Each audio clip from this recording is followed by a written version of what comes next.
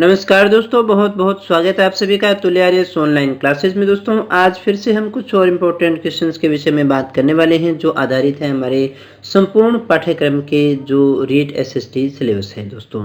और देखेंगे हम किस प्रकार के प्रश्न आपसे पूछे जा सकते हैं। चलिएगा शुरू करते हैं आज के टेस्ट को और देखते हैं आज का हमारा पहला प्रश्न।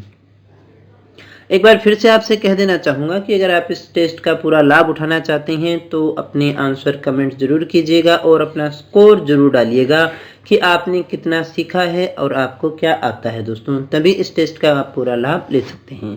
चलिएगा देखें आज का हमारा पहला प्रश्न जो पूछ रहा है, निम्न में से कौन सी विशेषता थार के मरुस्थल से संबंधित नहीं है। यहाँ शुष्क और अर्ध शुष्क जलवायु है, यहाँ रेतीली मिट्टी पाई जाती है, यहाँ सदाबहार वन पाए जाते हैं, यहाँ बालू के स्तूप पाए जाते हैं। दोस्तों ये चार ऑप्शन है और आपको बताना है इनमें से थार के मरुस्थल से संबंधित नहीं है।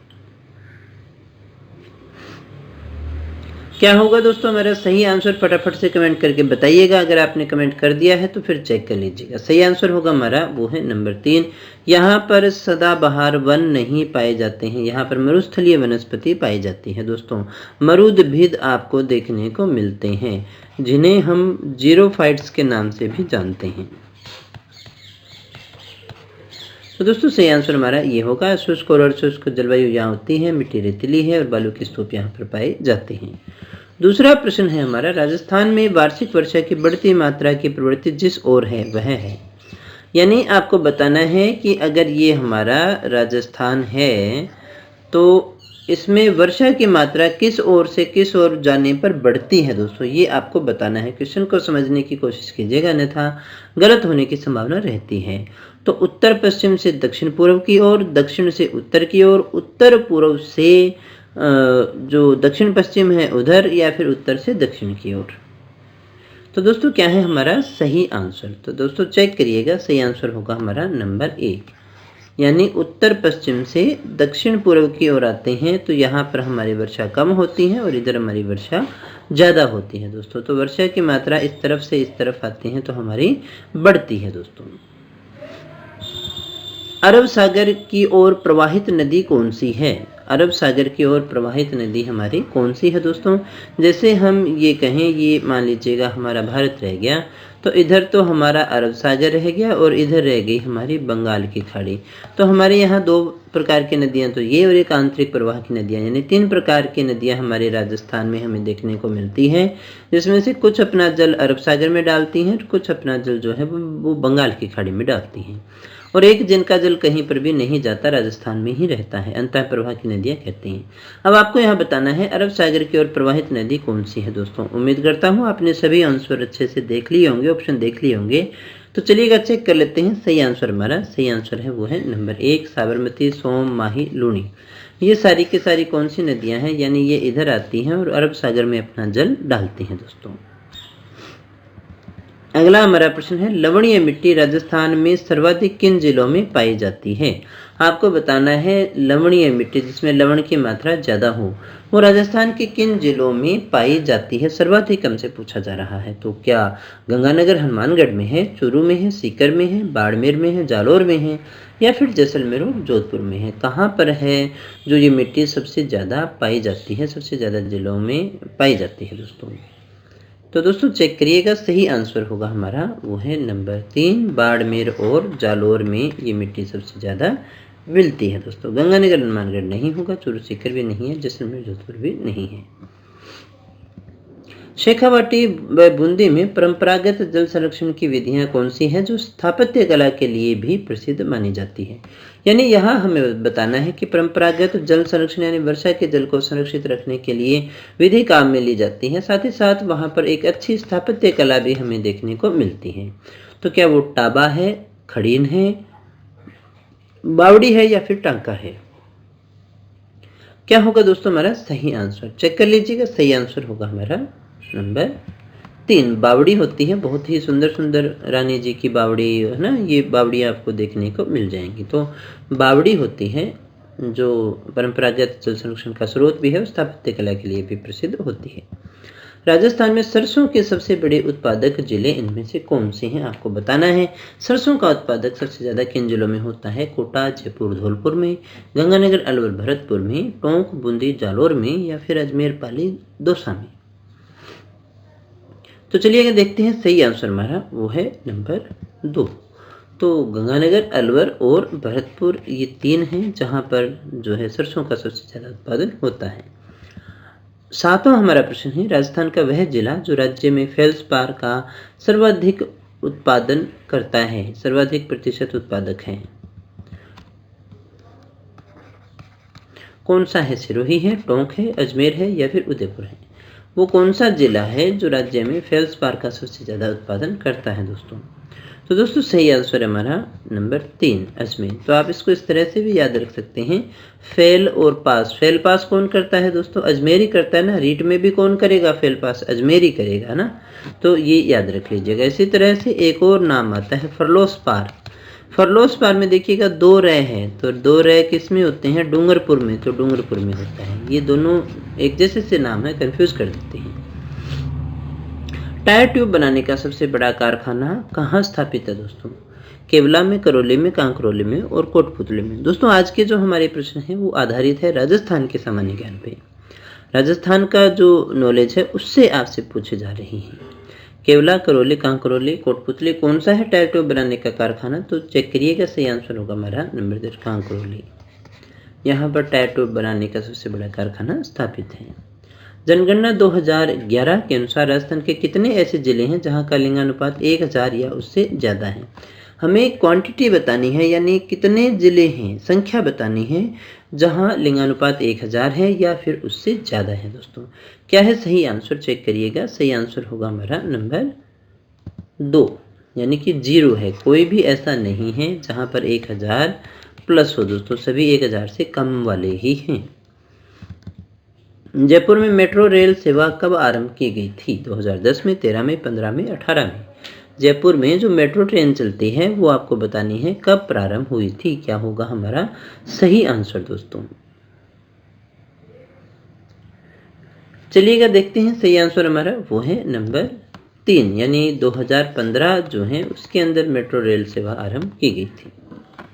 अगला प्रश्न देखते हैं, कौन सा राजस्थान का पहला सुपर तापीय पावर प्लांट है? इनमें से कौन सा है जो राजस्थान का सुपर तापीय पावर प्लांट है और पहला है, फर्स्ट है? फर्स्ट कौन सा है दोस्तों?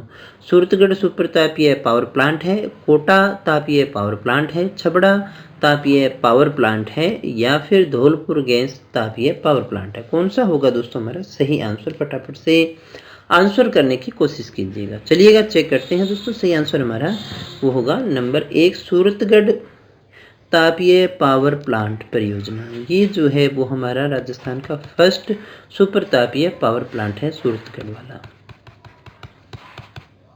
चलिएगा अगले प्रश्न को देखते हैं, इनमें से असुमेलित है? बिसलपुर परियोजना टोंक, सोम कमला अंबा परियोजना बांसवाड़ा, मेजा बांध परियोजना भीलवाड़ा, छापी परियोजना झालावाड़। इनमें से असुमेलित कौन सी है दोस्तों? बिसलपुर परियोजना टोंक, सोम कमला अंबा बांसवाड़ा, मेजा भीलवाड़ा या छापी परियोजना झालावाड़? कौन सा होगा दोस्तों सही आंसर? चेक करिएगा, वो है हमारा नंबर 2, सोम कमला अंबा परियोजना बांसवाड़ा की नहीं है। तो फिर आपको बताना है कहाँ की है, कमेंट करके बताइएगा दोस्तों, देखें आपको कितना याद है। ये सही है, ये सही है, ये सही है। 12 जिले में स्थित शेरगढ़ दुर्ग किस नदी के किनारे स्थित है? यहाँ 2-3 प्रश्न बन गए आपके। तो शेरगढ़ दुर्ग कहाँ है? तो 12 में है दोस्तों। और आपको बताना है कौन सी नदी के किनारे है, क्योंकि ये जल दुर्ग भी हो गया। तो दोस्तों सही आंसर हमारा क्या होगा? चेक करिएगा, काली सिंध है, आहू है, परवन है या फिर पार्वती नदी है? कौन सी नदी के किनारे है? तो सही आंसर हमारा वो है नंबर 3, परवन नदी के किनारे है। कौन सी नदी के किनारे है? परवन नदी के किनारे। इसके बाद में दोस्तों 14 नंबर प्रश्न को देखिएगा, राजस्थान का ताजमहल हम किसे कहते हैं? हवा महल जयपुर को, जसवंतथड़ा जोधपुर को, बटाड़ू कुआं बाड़मेर को, काकाजी दरगाह प्रतापगढ़ को? किसे कहते हैं दोस्तों राजस्थान का ताजमहल हम किसे कहते हैं? हवा महल जयपुर को, जसवंतथड़ा जोधपुर को, बटाड़ू कुआं बाड़मेर को, काकाजी दरगाह या फिर प्रतापगढ़ को? किसको कहते हैं दोस्तों? क्या है हमारा सही आंसर? चेक करिएगा, सही आंसर होगा हमारा नंबर 2, जसवंतथड़ा जोधपुर जो है उसे कहते हैं राजस्थान का ताजमहल। अगला प्रश्न देखिएगा, इनमें से असुमेलित है, आपको बताना है असुमेलित कौन सा है। बंदबारेठा जो है वो भरतपुर में है, बेंसरोडगढ़ अभयारण्य चित्तौड़गढ़ में है, बस्सी जो है वो जयपुर में है और केसर बाग जो है वो धौलपुर में है। कहाँ पर है दोस्तों? तो दोस्तों सही आंसर होगा हमारा नंबर 3, क्योंकि बस्सी वन्य जीव अभयारण्य जयपुर में नहीं है, चित्तौड़गढ़ में है। तो ये हमारा सही हो जाएगा, यानी ये गलत था, ये जयपुर नहीं था। ये सही है, ये सही है और ये सही है दोस्तों। शिवी जनपद के विषय में असत्य कथन कौन सा है, आपको बताना है। इसके अवशेष चित्तौड़ के पास नगरी नामक गांव में मिलते हैं। दूसरा, इसकी राजधानी मध्यमिका या माध्यमिका थी। इस भूभाग को मेदपाट, मेवाड़ या प्रागबाट भी कहते हैं। बयाना प्रशस्ति में इस जनपद का उल्लेख मिलता है। आपको बताना है सही आंसर क्या होगा दोस्तों। तो चलिएगा चेक करते हैं सही आंसर हमारा क्या है। तो वो है नंबर 4, बयाना प्रशस्ति में इस जनपद का उल्लेख नहीं मिलता है। ये गलत है, ये सही है, ये भी सही है, ये भी सही है दोस्तों। अगला प्रश्न है, किस दुर्ग को सोनार दुर्ग कहा जाता है? बहुत अच्छा और बहुत ही इंपॉर्टेंट क्वेश्चन है, हालांकि है बहुत ही साधारण सा।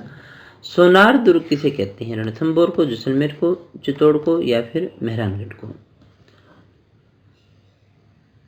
तो दोस्तों सही आंसर है हमारा वो है नंबर 2, जैसलमेर का जो किला है उसे हम सोनारगढ़ दुर्ग के नाम से जानते हैं दोस्तों। तो दोस्तों अगला हमारा प्रश्न है, 15 अक्टूबर 1857 को कोटा में क्रांति का सूत्रपात किसके द्वारा किया गया था? कोटा में जो क्रांति हुई थी 1857 के अंदर, 15 अक्टूबर 1857 को हुई, उसका सूत्रपात किसके द्वारा किया गया था? ठाकुर कुशाल सिंह, लाला हरदयाल व मेहराब खां के द्वारा, तांत्या टोपे के द्वारा या कोई नहीं? तो दोस्तों चेक करते हैं सही आंसर हमारा वो है नंबर 2, लाला हरदयाल और मेहराब अली खां के द्वारा ये किया गया था दोस्तों। अगला हमारा प्रश्न है, तलवार बंधाई क्या थी दोस्तों? ये किसान आंदोलन से संबंधित है।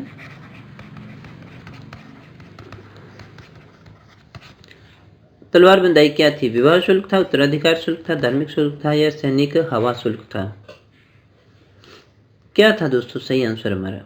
चेक करिएगा सही आंसर हमारा वो है नंबर 2, उत्तराधिकारी शुल्क था, है ना। जब किसी जमींदार के कोई संतान नहीं होते थे वो, तो उत्तराधिकारी जब बनाया जाता था तो उससे शुल्क लिया जाता था, उसे अपने उत्तराधिकार शुल्क के नाम से जानते थे और उसका वैसे नाम हुआ करता था तलवार बंधाई। प्रसिद्ध ग्रंथ वीर विनोद की रचना किसके द्वारा की गई थी? ये भी मोस्ट इंपॉर्टेंट क्वेश्चन है अपना। किसके द्वारा की गई थी वीर विनोद की रचना? गौरीशंकर हीराचंद ओझा, विजय दान देथा, कन्हैयालाल सेठिया या फिर कविराज श्यामल दास? क्या है दोस्तों सही आंसर हमारा? चेक करिएगा सही आंसर हमारा नंबर 4, कविराज श्यामल दास थे, जिनके द्वारा वीर विनोद की रचना की गई। मेवाड़ का इतिहास में बड़े अच्छे से पढ़ने को मिलता है। कर्नल टोड ने भी इसका उपयोग किया है दोस्तों। तो दोस्तों ये थे हमारे आज के प्रश्न। उम्मीद करता हूँ आपके काफ़ी ज़्यादा क्वेश्चन सही होंगे।